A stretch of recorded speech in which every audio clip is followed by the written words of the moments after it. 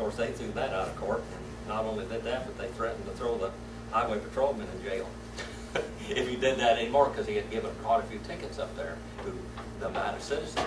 And the judge, not the judge, but the sheriff in Esmeralda County wrote him. He said, "Why don't you become to be good neighbors? We can be good neighbors." So, yeah, sometimes. All right, 21 and verse 11. Either one of you girls want to read that? I know you're new in the class and everything, but would you like to read that first verse there, 21 and verse 11? Just 11? 21 verse 11. Having the glory of God and her light was like unto a stone most precious, even like a jasper stone, and clear as crystal. All right. Clear as crystal. Now look at your map over here, this little thing that you have. That's the tabernacle. That's what this is. Okay. Now look where everything is on the tabernacle. The tabernacle, of course, is a type of Jesus Christ, isn't it? And Mike, can you? Yeah, I'll just over here? I wish I put had it a for camera, both man. of you. This is a type of Christ. We know that. Primarily, it is a type of Christ. And also, it's a type of the church in the church age. And the temple of Solomon was a type of the church in the glory age, which we're talking about here. All right? Now, just look at this as it sits there like this. Okay? That's the way it would have been. All right? This is the way it would have been. Now, the tribes of Israel are all around here. Now, as we look at New Jerusalem, we're going to find out that it's set on the foundation of the apostles and the 12 tribes of Israel. Okay? And we're going to see the different colors. And as you look here on this chart, I want to go back and review this a little bit. When you come into the courtyard here, you see the white fence. All right. What does white represent in the Bible? Righteousness, purity. Okay. You walk in there, and the first thing you come to is a sacrificial altar. In the tabernacle, you don't get into fellowship with the Lord unless you have been saved. You've got to accept Jesus Christ as your Savior. And then closer fellowship comes when you submit to baptism. All right? Baptism also is the door to the church. Okay? That's how you become a member of a church someplace. And then inside of this first room is called Kodash, or the holy place. Kodash, it means set apart, holy. In there you see on the right-hand side, you see a table of showbread. And on that table of showbread, there are 12 loaves of bread, which represent what? The 12 tribes of Israel. They're always in the presence of God. So now, as we go way back into the book of Genesis and Exodus, and we find the same truths that are there that are in the book of Revelation. The Bible is inseparable. It is a library of 66 books, but it all tells the same story. And I've told people over the years, I've been teaching here 14 years, and I've gone through Sunday school right now. I'm teaching a piece of the Bible in 8 ages, and we are going through all the books of the Old Testament and studying them and how they relate. But you can take the book of Genesis and run right to Revelation with it. It's not going to change. The truths of God's Word do not change. They're all the same. Salvation has always been one way, and that's by believing in God. The last thing I did when I left to come to church tonight was translating the 15th chapter of the book of Genesis, writing it in linear and translating it. And there it says that Abraham believed God, and it was counted to him, or God looked upon him that believed as righteousness. Okay? That's the way he got saved. He got saved the same way. You have to turn it back over here toward me, Brother Mike. You can see it both real good like that. Oh, can you? But okay. I always thought I heard it make a noise. I was wondering what it Well, was. it makes noise. It Never sounds happened. fun. It's old like me. Okay. All right. And then inside of there we have the altar of incense, which is prayers. You want to get serious and pray to the Lord, you're going to do that in one of God's churches. All right? And the Lord's Supper is in the church, like the table of showbread, like you see in there. And then on the left-hand side over there is what? the candlestick. That's where the light is. In that room here, in the holy place, the Kadash, in the holy place, what lights it up so they can see how it is to serve in here is a light from this candlestick. It's a bunch, it's 7 lamps is what it is, with olive oil and wicks in there that are lit. And of course inside there's boards all around. The boards are made out of wood, which typifies Christ, and they're covered with what? Pure gold. So we have wood, which is humanity, and gold, which is deity. That's the 2 things it stands for, okay? And here we have Christ, which is God, and yet He was related to us. He's our Goel, our kinsman redeemer, okay? And in that room now we see the first part. That's basically a type of Christ, but also a type of the church in this age that we live in today. Now, you go back over here, and inside here is the what? The only thing in there, the Ark of the Covenant, all right? And above the Ark of the Covenant is what? 2 cherubims with their wings toward each other, standing there. Why are the 2 angels or cherubims there? Typify witnesses. They witness what God has done. When you are saved, there are witnesses there to swear to God that you were saved. They will be in eternity. When you are saved, they're there, and when you die, they carry you home. These 2 witnesses. Salvation has only been one way. Abraham, Isaac, Jacob, Noah, all of those people were saved just like you're saved today. In here is a perfect cube. We find out that the New Jerusalem is a perfect cube, isn't it? A perfect cube. Basically, this one here was 15 feet by 15 feet. New Jerusalem, now I'm going to give you the different figures, but basically most people say it's 1,500 miles by 1,500 miles by 1,500 miles square. A perfect cube. All right? And in there is the presence of God. God said He wanted Moses to build a tabernacle because He wanted to what? Dwell with His people. He wanted to dwell with His people in this place.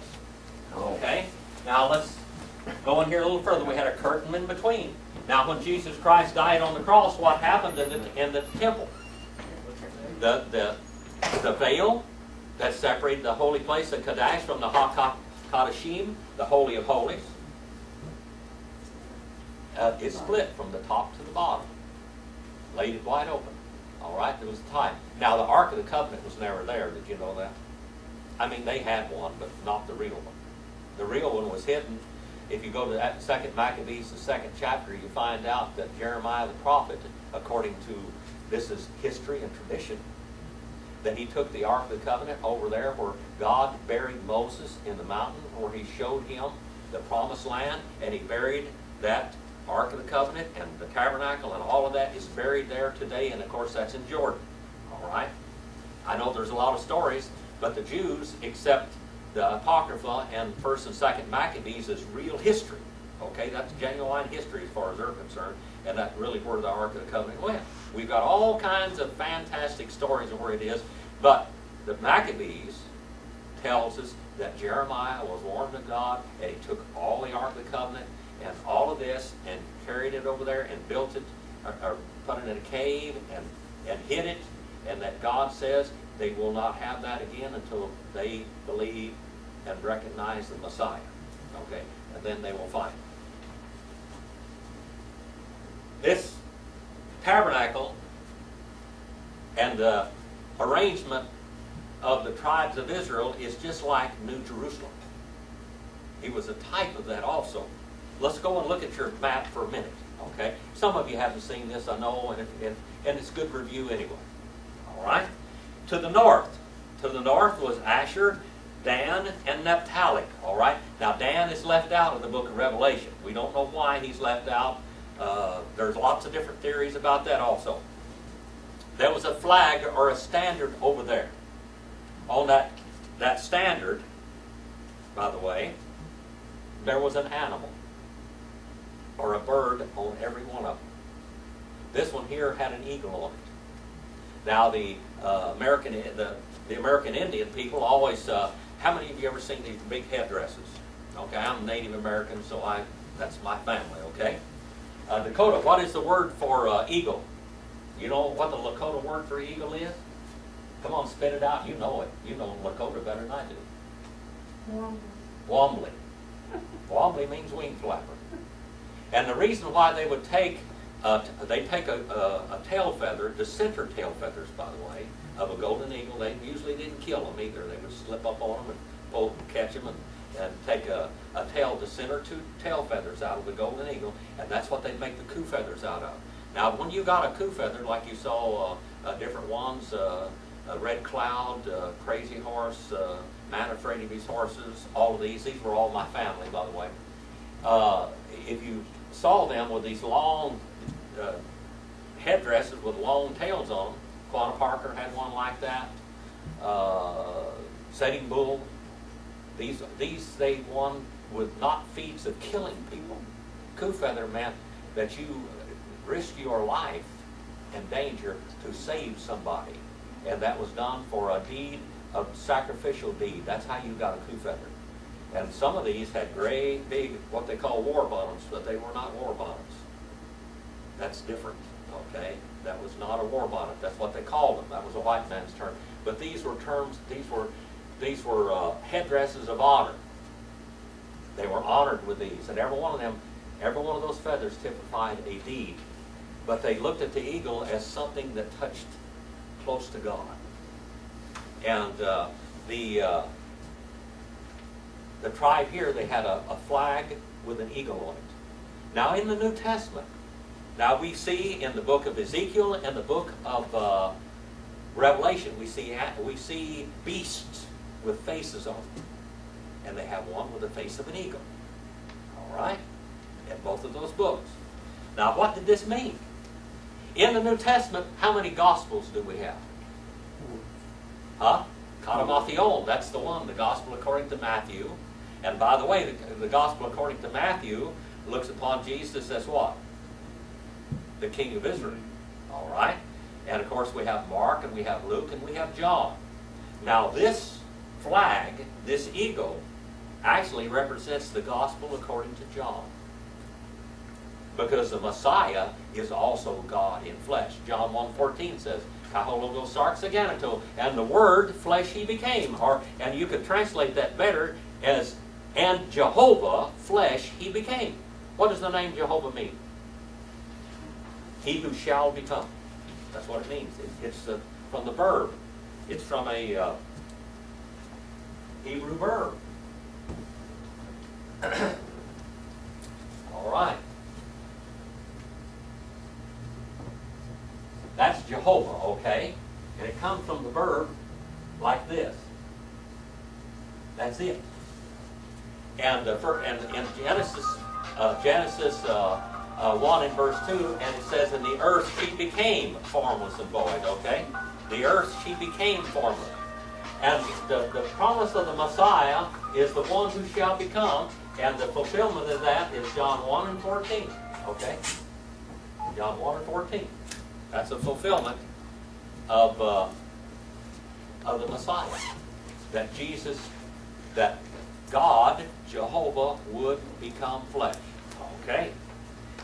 John, the Gospel of John, plainly tells us that. Without a shadow of a doubt, the Gospel of John tells us that God became flesh and dwelt among us, and we beheld the glory as the glory of the only begotten Son, the only begotten God. Okay? Now look over here to the east for just a minute. Over to east. We see Judah, Issachar, and Zebulun. All right? Judah, Issachar, and Zebulun. And on that flag, what do we have? A what? Lion. A lion. And who was the lion of the tribe of Judah? Christ, Jesus. All right? And he was the lion of the tribe of Judah. Now, which one of the Gospels portrayed Jesus as the Jewish Messiah and King? Huh? Matthew. All right, so you write down Matthew down there. That's Matthew. All right? Now, as we see all this, we see an unfolding revelation of how God has revealed himself to mankind, and now we get to see it in New Jerusalem. But all the whole Old Testament, now this goes back in the very beginning of time when we see all this stuff. Look down to the south now. Look down to the south. Oh, that is the face of a man. A face of a man. And that is, of course, Simeon, Reuben, and Gad. All right? It's a flag with a red flag with the face of a man on it. All right? Now, which gospel portrayed Jesus as mankind, the Son of Man? Which one was the physicist and the doctor? Luke. Mr. Luke.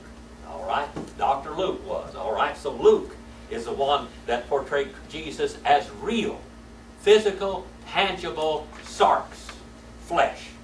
Okay? Carne. All right? He was really flesh. God became flesh and dwelt among us. And John says in the Gospel of John and in 1st, 2nd, and 3rd John and in the book of Revelation, every one of those books, I'll tell you what, he believes in the deity and the person of Jesus Christ, that God became flesh. Luke tells us that he was real. Luke is a physicist, and in the book of in Luke and in the book of Acts, Luke says that I am an eyewitness. An eyewitness of this. I really saw this with my own eyes. John, in 1 John, he said, we saw him. Basically, we could smell him. We sat down and we ate with him. We handled him. We touched him.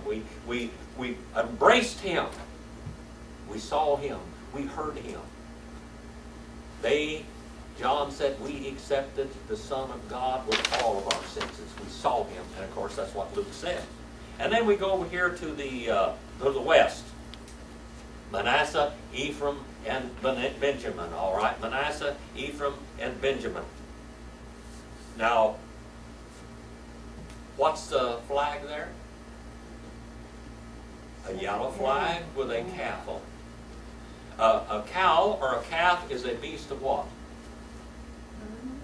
Beast of burden. A beast of burden. All right? It's a beast of burden.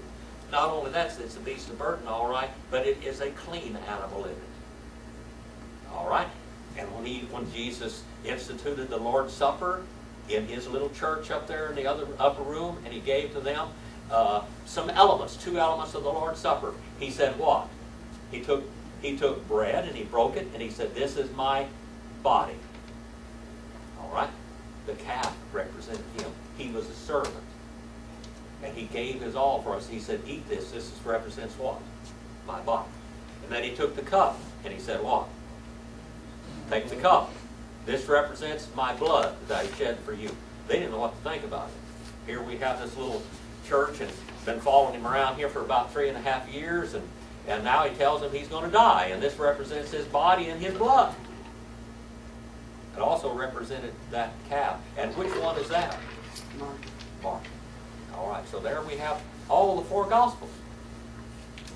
All portrayed in that tabernacle and in the assortment of the tribes around. I could go into that deeply, okay? But I just thought I'd give this and remind you because we're over there. That's why I handed this out last week, okay? And then I also handed out another thing here, the 4-square city of God and what the colors mean. We're going to look at that a little bit right now, okay? As we look at that, we'll see this. How many of you learned something about this? All right? And I mean, this is old hat to some of you, okay? And it says, having glory of the God, belonging to God. By the way, that's 2 theou. Belonging to God, that's genitive, singular, masculine. That is the glory. All beauty belongs to God. All beauty belongs to God. That's where it comes from. And then it says the phoster, the heavenly. That word means, that's where we get our word phosphorus. And luminaries, star, that all comes from this word here. The heavenly burning of her, like stone, very valuable. All right? A stone of jasper, having clear or crystal. Now, on the high priest of Israel, what did he have on his chest? 12 stones. 12 stones. Now, just think about these stones. What do you think those 12 stones represent? God dwelling with his people. And the stones were 12 stones were on his chest, which is close to his heart, isn't it? All right? And all of these stones. Now, what did that represent? It represented God's eternal dwelling with his people in the end. All right? God's eternal dwelling with his people in the end. There are two books in the Old Testament. The Song of Solomon and the Book of Ruth.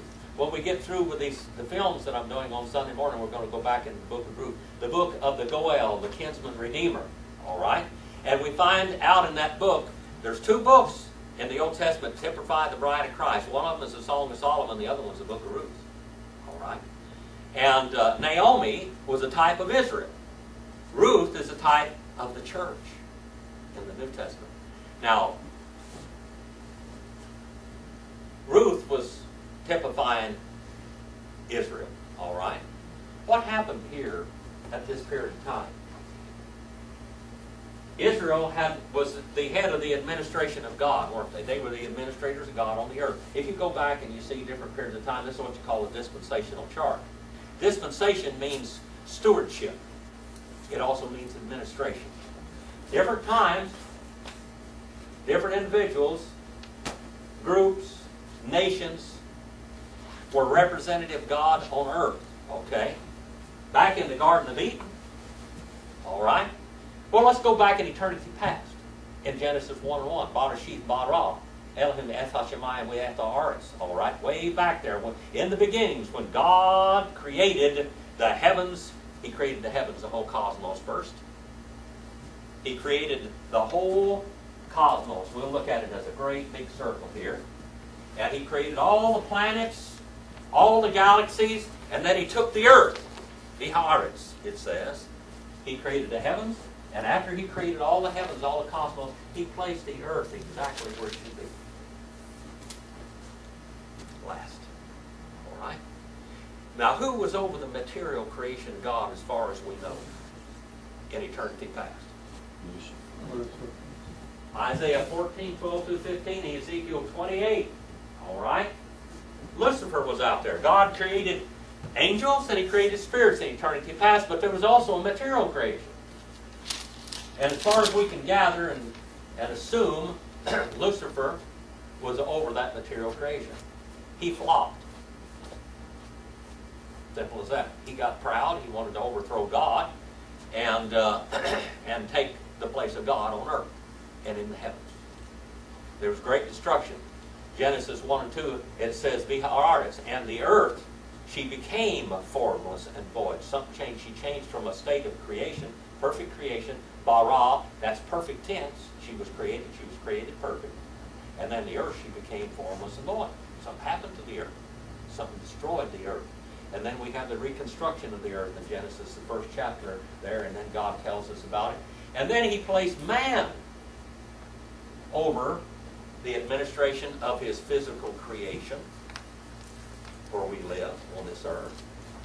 And then, of course, Adam, Abam, he flopped too. Then we're recipients of that. Simple as that. We have Noah. We have Abraham. And then we have Israel called out as a nation. All right? And then God gave the law to Israel. They were down in Egypt for over 400 years. He called them out of Egypt and he put them in the desert for 40 years where nothing could sustain life, only God. He taught them how to trust God. That's the reason for the 40 years wandering. God was trying to teach them how to trust him. Because there was nothing out there that's going to sustain life at all. Nothing in that desert. I'm going to tell you something. In this world today, there is nothing going to sustain you in real spiritual life except the Lord. Everything out here in the world is just nothing but farce. That's all it is. You need to do something eternal every day. Well, we find Israel coming on the scene. God called out Israel. He called out the nation. She became a mighty nation down in Egypt. God had prophesied that even to Noah, that would happen. Canaan, the curse of Canaan. All right. Ham, Shem, and Japheth.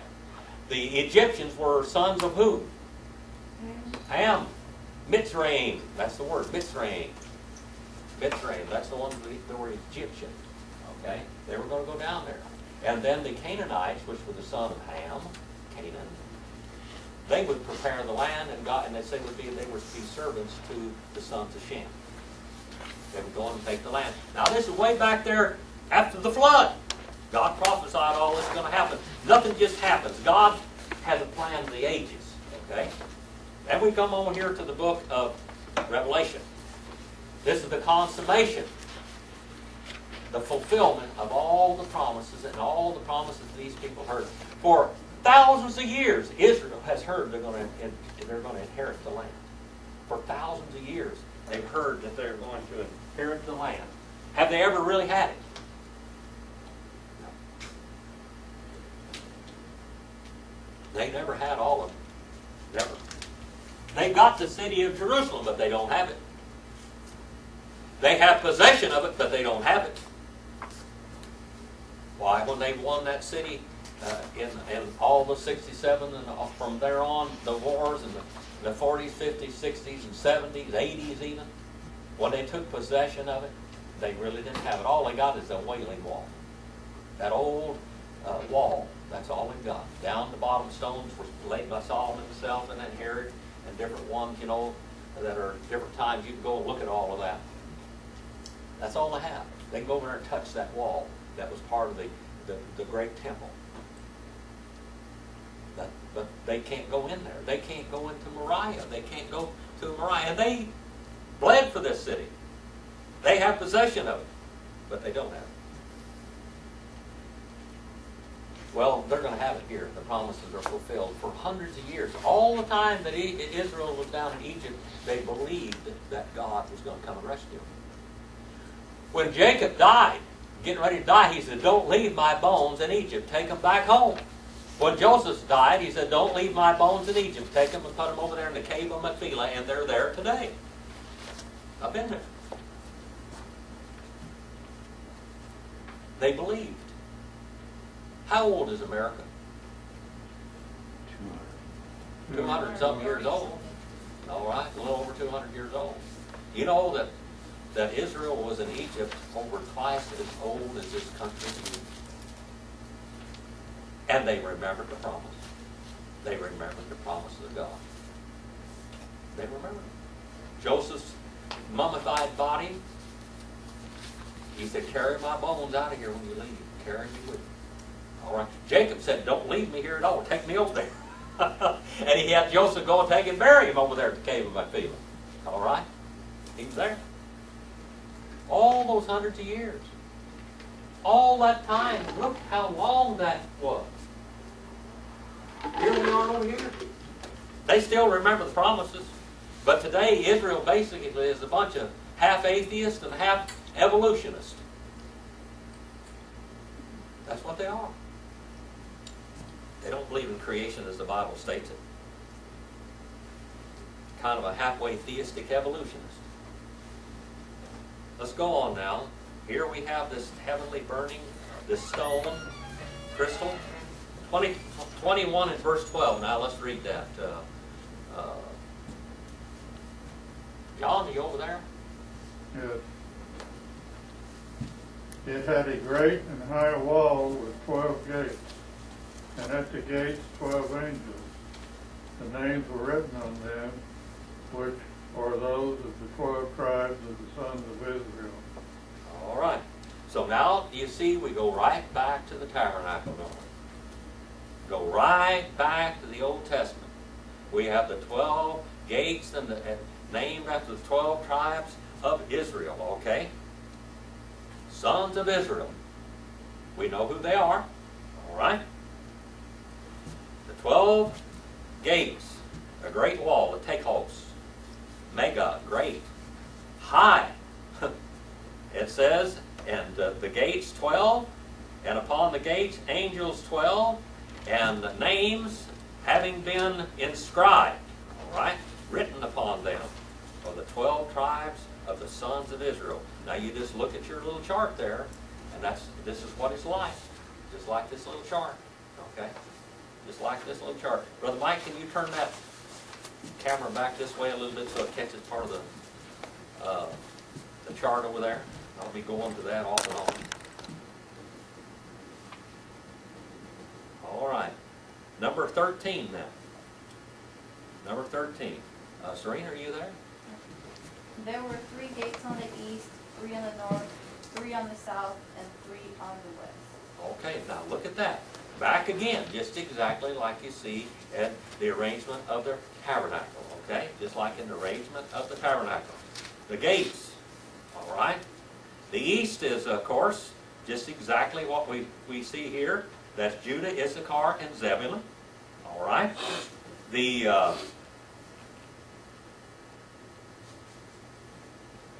Asher and Dan, and of course, now it doesn't mention Dan over there, but it's there. We have the north, south, east, and west. And then, let's look over in verse number 13 now. Look in verse number 14. 14. All right, number 14. Brother Mike, you want to read that one? And the wall of the city had 12 foundation stones, and on them were the 12 names of the 12 apostles of the Lamb. All right, look at here now. Now we've got the church involved here. We've got Israel involved. Every bit of the gospel, everybody that has been saved from this period of time on and through this period of time, and even over here in the tribulation period, guess who's responsible for all of that? Who's responsible for it? Israel and the church. All right? Noah was responsible in his day. Adam was responsible in his day. All right? Noah was responsible in his day. Adam was responsible in his day. Did Adam and Eve, did they believe the gospel? Yes. Yes, they did. In Genesis, the 4th chapter. Genesis chapter 4. And it said Adam had sexual relations with his wife. And his wife brought forth a son. And she said, I have gotten a child, even Jehovah. Because she thought he was born right then. They thought Cain was Jehovah. You know what the name Cain means? It means gotten. We have gotten the promise. What a disappointment he was, but they believed it, didn't they? They saw their sin fulfilled in that boy. They saw their sin fulfilled in him.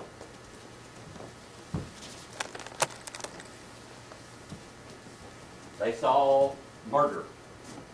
They saw the first death in this son they thought that was a Messiah. Cain is a type of all false religion. False religion always persecutes the truth. All right? Always persecutes the truth.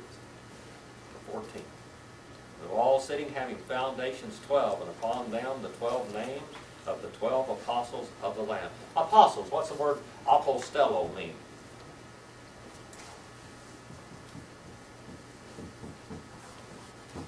All right?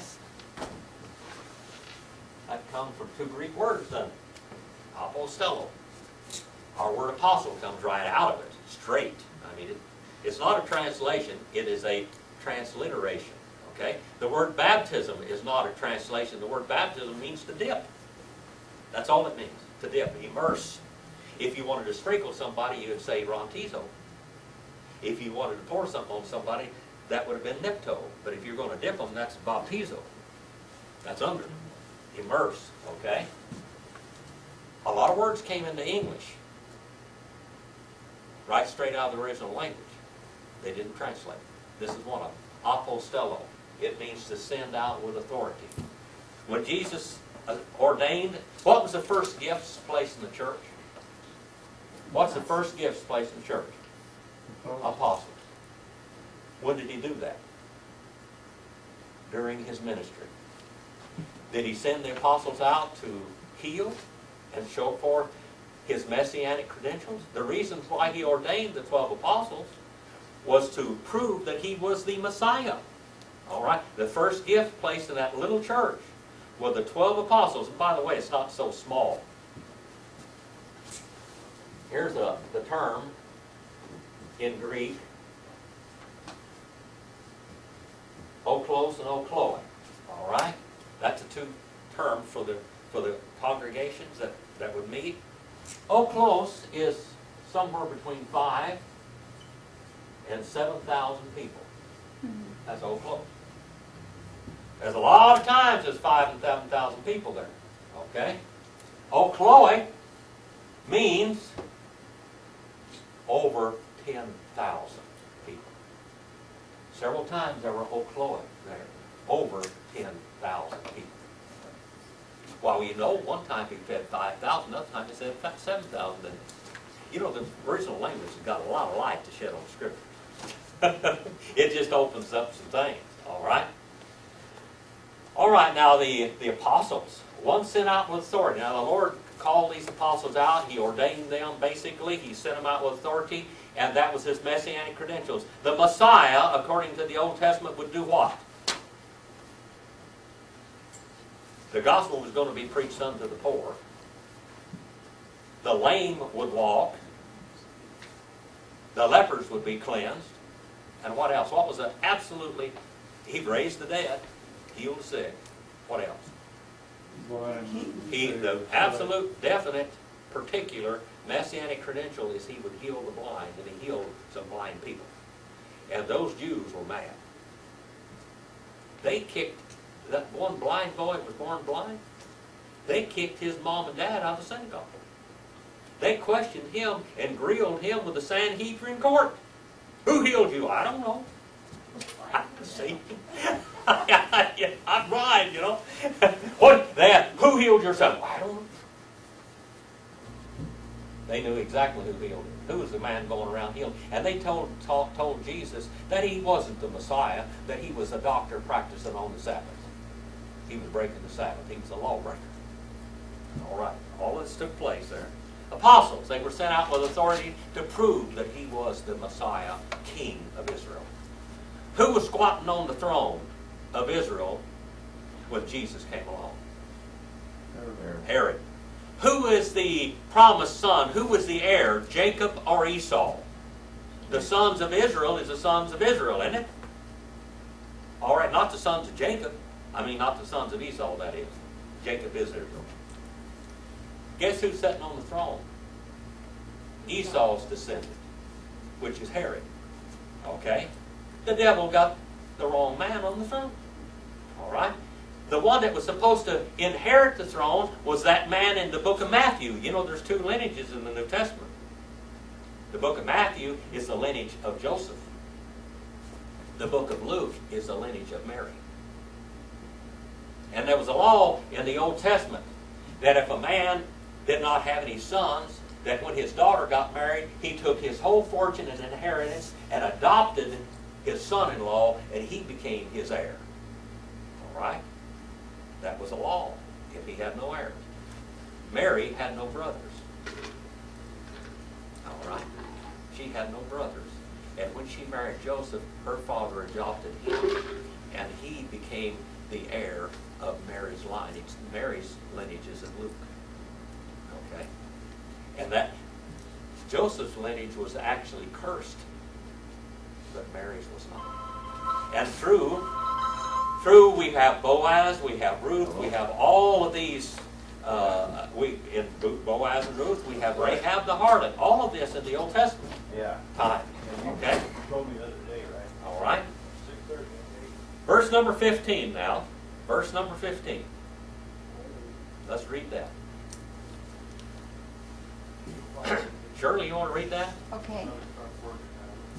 And he who talked with me had a gold reed to measure the city, its gates and its walls. All right, now the city's going to get measured. Ezekiel 40, verses 3, and we see different places in the Old Testament. And the one speaking with me, he kept on holding a metro. That's a measuring rod, a measuring reed, and it's a golden measuring reed. It means this is a heavenly measuring reed.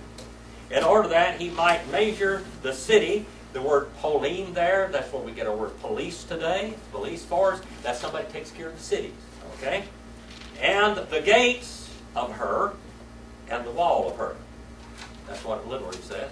Now it's 21 and verse 16. Young man, you want to read that for me? 21 verse 16? The city was laid out like a square, as long as it was wide. He measured the city with the rod and found it to be 12,000 stadia in length, and as wide as high as it is long. All right. Now, a lot of new homes are building today. I need to get the eraser here. I'll be having just a mess up here on the city. This over here in the Kadesh HaKadashim, the Holy of Holies, the Na'os, right here, this is cube. All right? If you want to build a house and you want to build one efficiently, what kind of house would you build? Would you build one that looked like this? Oh, that's not good. Ooh, I don't want to use that. That's a permanent marker. That wouldn't be good. They build houses like this. All kinds of different ways. They build houses like this, like a horseshoe. I've seen them build houses like this.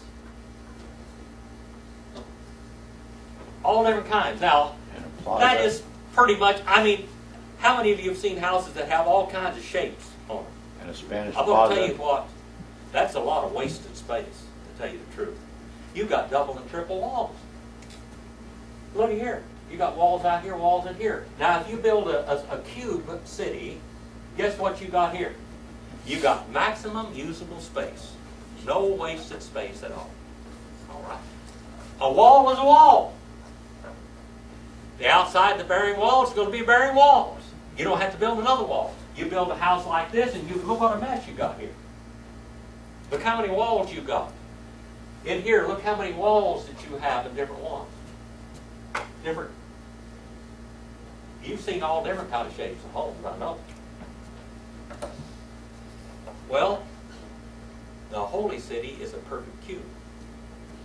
Every square inch of it is usable space. Okay? Now let's look at it. And the city, square she lies. All right? The city square she lies, and the length of her, as the same as the breadth of her, is measured. And the city with this reed is 12,000 stadia, furlongs. Now, there's a lot of different explanations for this. This city can go from anywhere from 1,300 and something, 1,342 square miles, I think, at the least estimate, to 1,500 square miles. 1,500 miles by 1,500 miles by 1,500 miles, okay? My measurement that I'm going from here, it goes from anywhere from 500 and something feet per stadia to 600 to 660 feet. Now, we don't know exactly how many feet that was, right? The reason why they call it the perfect square, 1,500 miles by 1,500 miles, is because the Holy of Holies was 15 feet by 15 feet. So it's probably going to be 1,500 square miles. But I'm going to take the lesser figure, okay? Just to be conservative about this situation, we're going to take the lesser figure. We're going to say that city is 1,364 miles high, 1,364 miles wide, and 1,364 miles deep. Now, we're not exaggerating whatsoever, are we? We're not doing any hyperboles here at all. All right, at 1,000 square foot apartments, that's pretty small today, isn't it? But what you going to need over there in New Jerusalem? What are you going to need over there? You're going to need, how many couches you going to need in your room? How many beds? Do you need one bed at all? You going to sleep? You need a TV. Yeah, you won't need to see me. Big screen. I mean, what are you gonna do? If we have 1,000 square foot apartments, okay? I mean, that's pretty big for somebody. All right. My wife, she won't hardly let me out of her sight. She wants to control me over there. Over there in the New Jerusalem. I told her when we get over there that she won't care anything about me. Period. She won't care if she sees me just once every 2,000 or 3,000 years.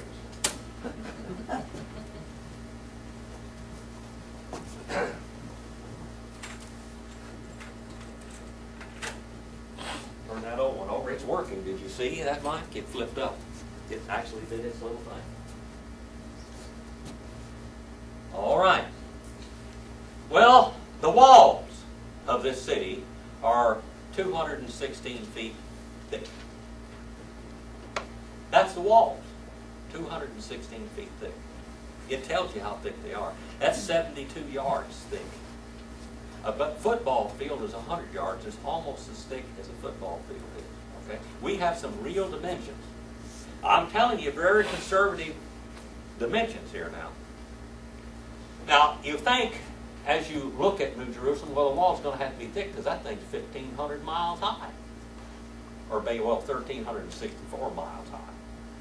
Our conservative estimate, okay? It can be 1,500.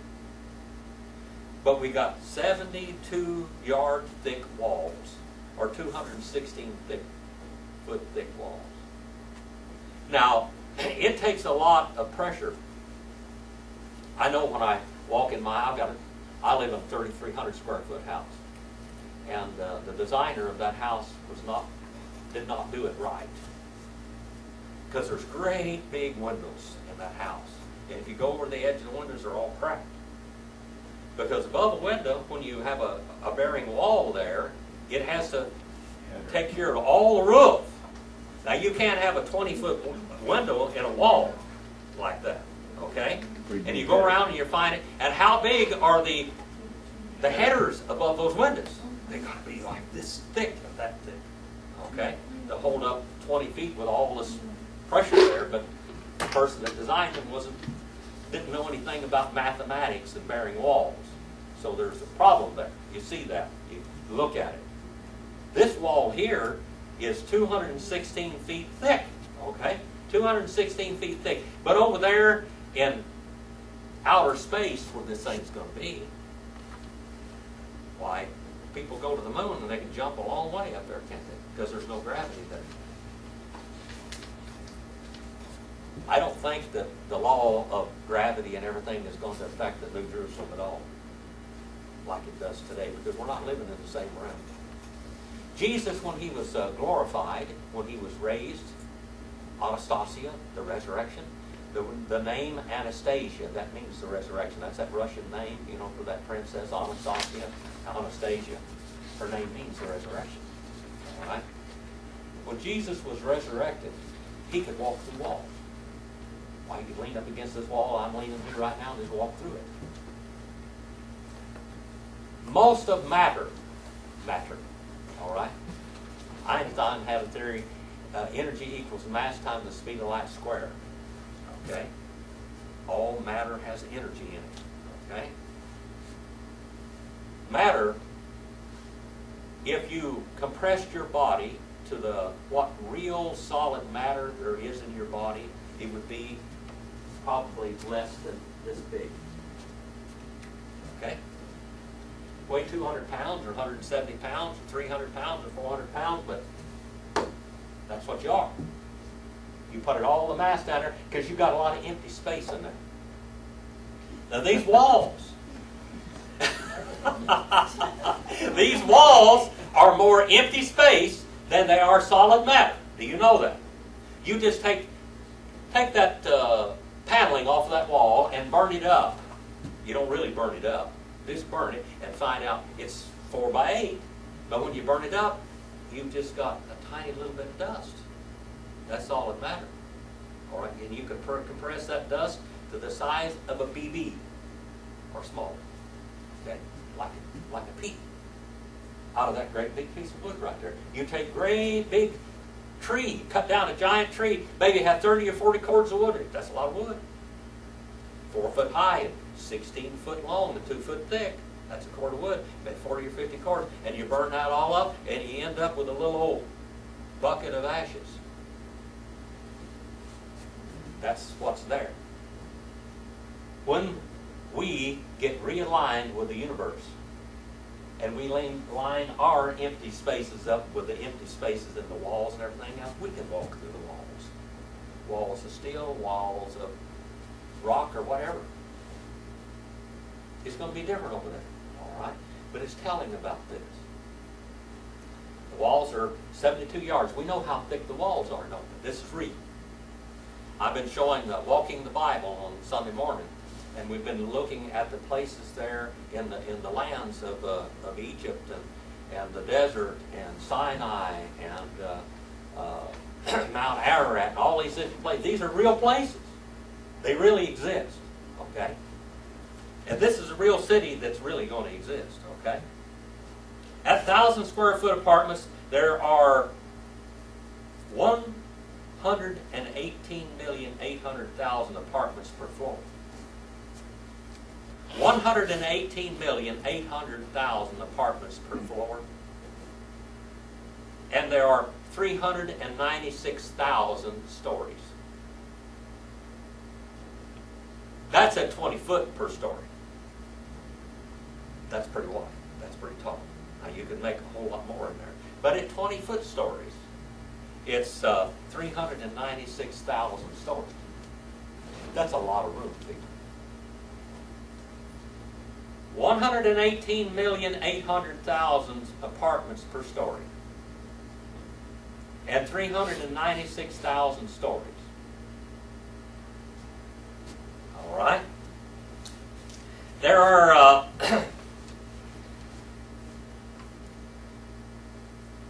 in 1,364 miles, there are 7,200,000 square foot in each one of those miles. That's just laid out linear, just like you go to Florida. 7,200,000 square feet, okay? We have this 4 square city of God.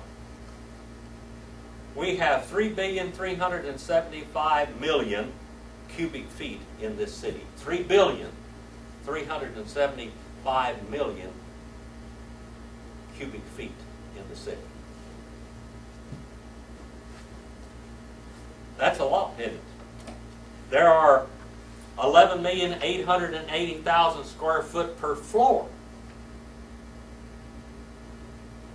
This boring you? This is going to be your dwelling place, people. This is going to be your dwelling place. There's going to be a lot of people on the outside of the city, too. That's just in the city.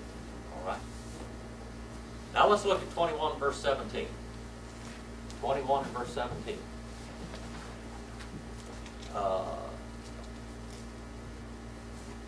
Miss Taggart, you want to read that 21:17 for me?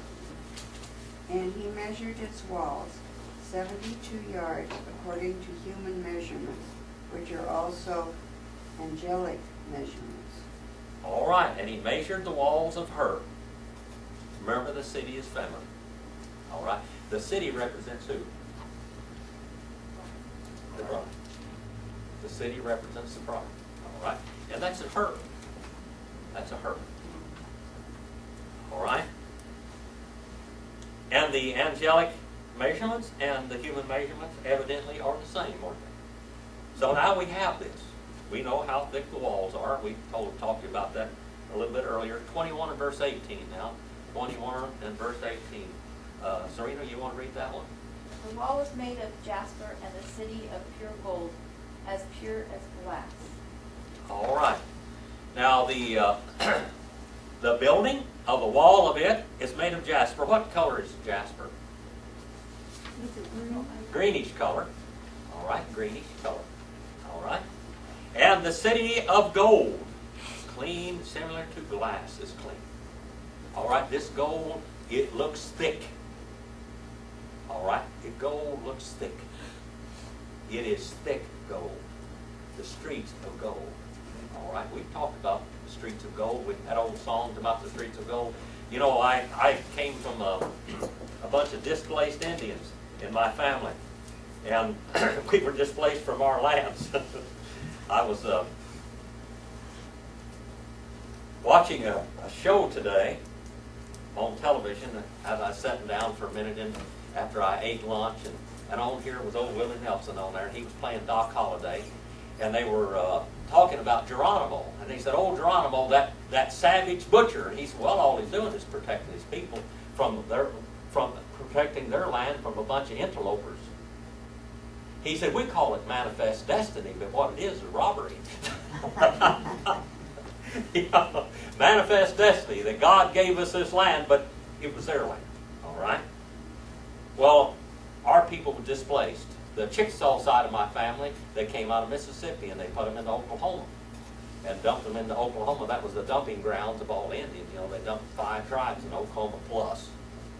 And then we got shot up pretty bad back there, and some of them escaped to California trying to be mistaken for Okies, you know, because we did have Okie accents, so we could be mistaken for Okies. Not right. We got out here and figured if we got out here and acted like Okies, maybe what we got and earned and ended up with, somebody wouldn't take it away from us. All right? Well, you see all of this in land. We see a world that is greedy. What's wrong with it? What was Lucifer's problem? He wasn't happy with what God gave him. He wanted more. What have all the wars ever been fought over? Somebody wanting to grab what's somebody else's. Okay? Somebody grabbing somebody else's. That's what we call greed. That's what it is. It's greed. Greed and violence and power. All right? Now this city is going to be pure gold. There's not even going to be any of that here. Isn't that going to be nice when we can just go? We have a refuge. There were cities of refuge in the Bible, weren't there? Cities of refuge. All right. Well, we got a city of refuge. 21 and verse 19. Shirley, you want to read that one? And the foundations of the wall of the city were adorned with all kinds of precious stones. The first foundation was jasper. All right. Jasper is what? Green. Green. All right. The second, sapphire. All right. What's sapphire? Blue. That's shades of blue. All right. And the third? I'm not sure I know how to pronounce that. Chalcedony. Okay, and the third, chalcedony. All right. Now that is a whitish bluish gray color. With And the a high polish that can look like milk almost. All right. It's a beautiful color. And then The fourth, emerald. all right. We know what emerald is, don't we? Mm-hmm. That's a beautiful, beautiful fine green. Okay? So what we see here is beauty. Beauty. And if you look at the breastplates of the high priest of Israel, that's exactly what was on the breastplate. They represented the 12 tribes, but it also represents the foundation of the city of God. Salvation has only been one way. Who brought salvation into the world? From whom was salvation born? God. God's nation, Israel. We had at least one woman that was faithful. That was Mary. Okay, that's it. And she was the promised mother of Messiah. She was through the seed of the woman would come the Messiah. All right, the seed of the woman would come to the Messiah. The Son of Man, it says in Luke, the Son of Man. Yes, Jesus was a descendant of Adam. But it was through the woman, not through the man. Through the man comes death. Okay? In a child, not one drop of its mother's blood is in it. Did you know that? Not one drop of the blood of a child comes from his mother. This is a mathematical, this is a scientific medical fact. Not one drop of a child's blood comes from his mother unless it gets shot. And there's something go in and puncture the child and bleeds it into her. But the blood comes from the father. And in Adam what? And in Adam died. Where is the life? The Bible says the life is in the Blood. all right? The death is in the blood also. We inherit death from our father. We inherit form from our mother. We inherit form from our mother. When Jesus Christ was born into this world, he was a seed of the woman. All right? In the book of Enoch, I don't know if some of you ever heard of the book of Enoch, but in the book of Enoch, Enoch talked about the Messiah. Enoch is quoted in Jude. All right?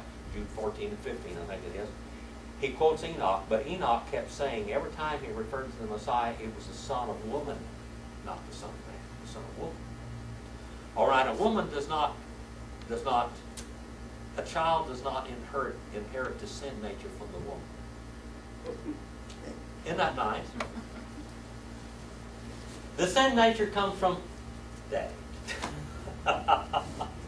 I didn't say the woman doesn't have a sin nature. But a woman does not pass on the sin nature to the child. The sin nature comes from the father, as in Adam all died. All right? All right?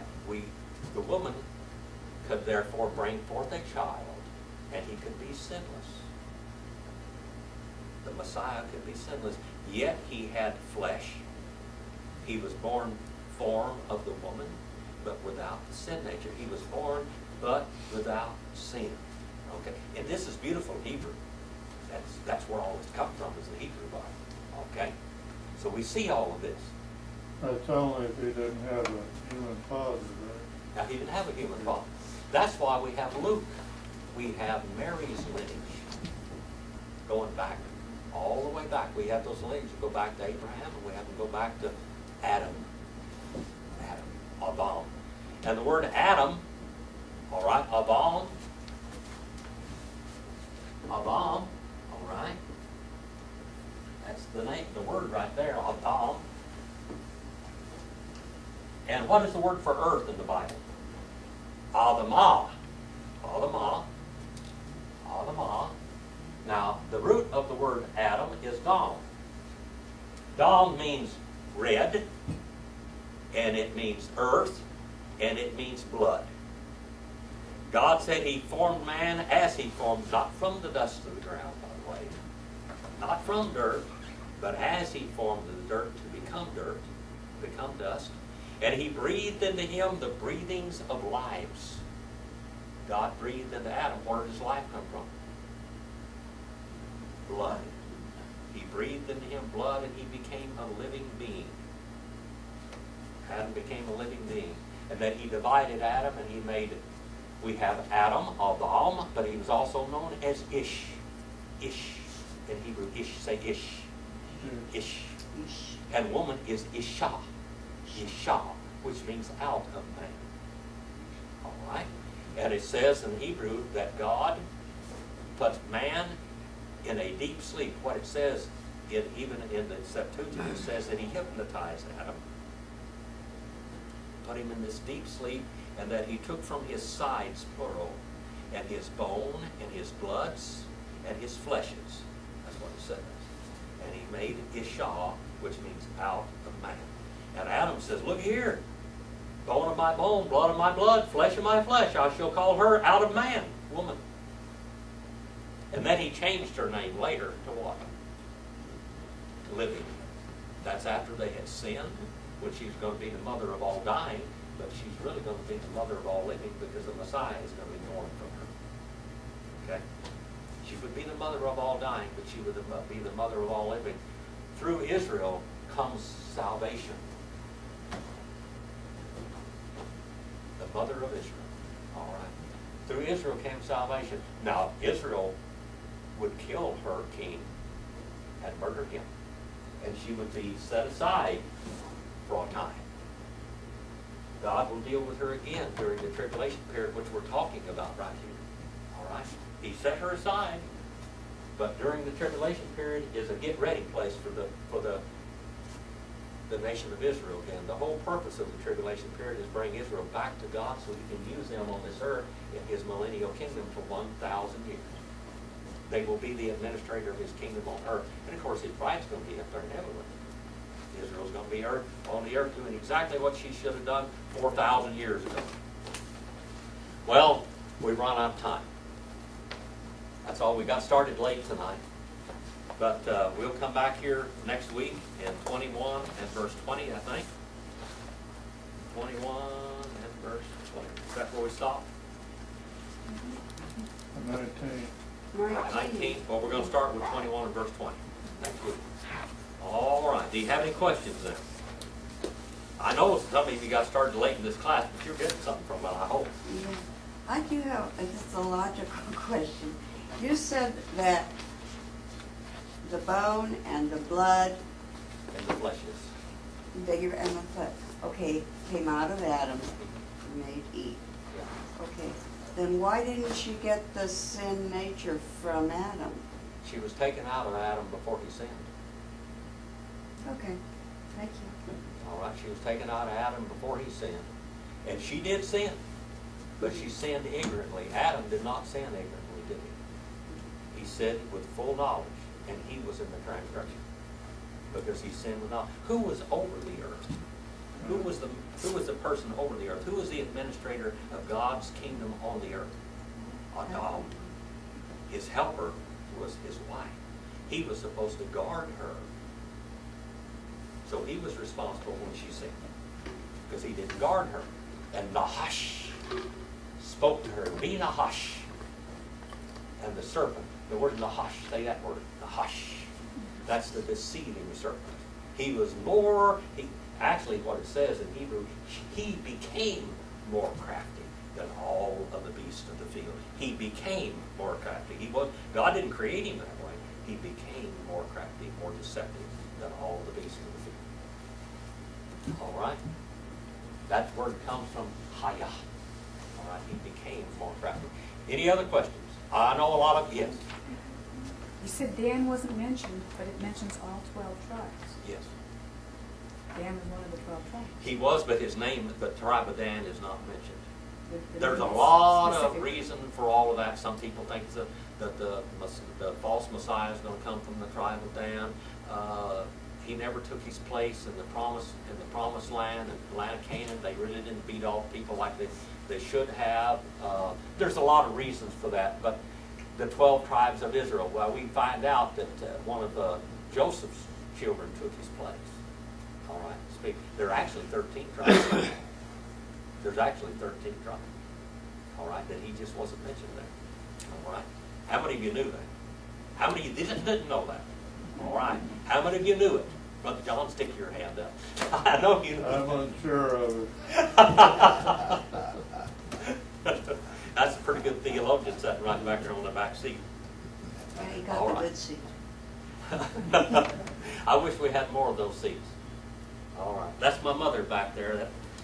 That old gal back there in the corner, that's my mother. How many of you ever heard the movie Rooster Cogburn, True Grit? All right, that old sheriff there, that was her grandfather. His name was really Sam Paul. All right, she's from them wild Pauls. Pauls Valley, Oklahoma, of the Indian Nation. All right. You have any other questions? Anything else? Brother John, are you learning anything else? A lot of this was rehashed for you tonight, I know. He I'm studied learning. every book of Revelation you can think of. I'm learning. You're learning. Serena. Does the color of the stone mean something? Yes, beauty. Beauty. You know, a man looks at things utilitarianly. A woman looks at things beautifully. It's got to be pretty. It's not only, I like to cook. And I cook and I make it look pretty. All right? But that's what a good chef does. You know, they have to make their food look pretty. The presentation's got to be pretty. Not only got to taste good, it's got to be pretty. All right? And women are not just happy with a house, it's got to be pretty. Okay? It's not utilitarian. Well, God is showing us that. He's going to make the women happy over there. We don't like that square thing. Yeah, the square thing, all that. But I'm going to tell you what, this square city is utilitarian, but it's going to be beautiful. The throne of God, we're going to see the throne of God. The throne of God is sitting on a diamond. How many of you girls like diamonds? The foundation of the throne of God is a slick piece of diamond. It's diamond, and it sparkles. and it will be reflecting all the glory of God. A good diamond, you know, the Hope diamond, they say, has more fire in it than any other diamond that they've ever tested. The Hope diamond. That's one people got killed over and all this kind of stuff, you know, all these famous diamonds. But the throne of God is a giant glass, a giant diamond, polished diamond floor. That's what it is. And this city is going to be radiating with all its glory. A few years ago, you know, they brought this light show to Bakersfield for Christmas, and they had all these light shows. Well, I'm going to tell you something, that New Jerusalem is going to be like a light show. It's going to be beauty.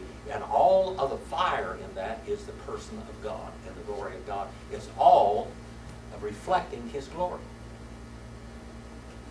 That's the way it is, reflecting His glory. Remember those old lights that they used to have at the fairs a long time ago? Some of you older people might remember that. And they were a fire, and they had all those mirrors, and then that thing was shining for miles into the sky. That's what New Jerusalem is going to be like. And those reflectors, that city, all of that city is a reflector. That's what it is.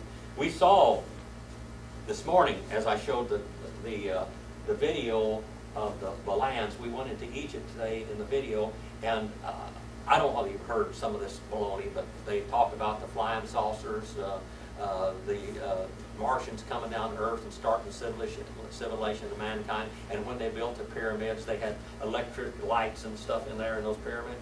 Do you know how they really lighted up those? Because there's no soot, no candles or anything in those places where all these beautiful drawings and paintings are. They took mirrors and reflected the sun off of mirrors, and the reflection of it, that's like the city of New Jerusalem is going to be a giant reflector, lighting up the whole universe. They took the sun and shined it into those tunnels and into those big pyramids, and they did all the drawing and everything. People just sat out there with mirrors, which were basically polished silver and gold sheets at that time. All right. Any other questions? We'll turn you loose on. I'd like to know if they had a complaint department in New Jerusalem for the size of the apartments. Oh, a complaint department? You know what? I just don't think we're going to gripe about anything to God. Women, you better get all of your griping done to your husbands right here. All right. Shirley, you got any questions? You always have a last question. No. No, you don't. These two come all the way from Shafter to this class, so I mean, they come from a long way. Good to have them come from that distance. And he's been coming here, and he takes all the classes by tape. That's why all these people, these classes go all over the world.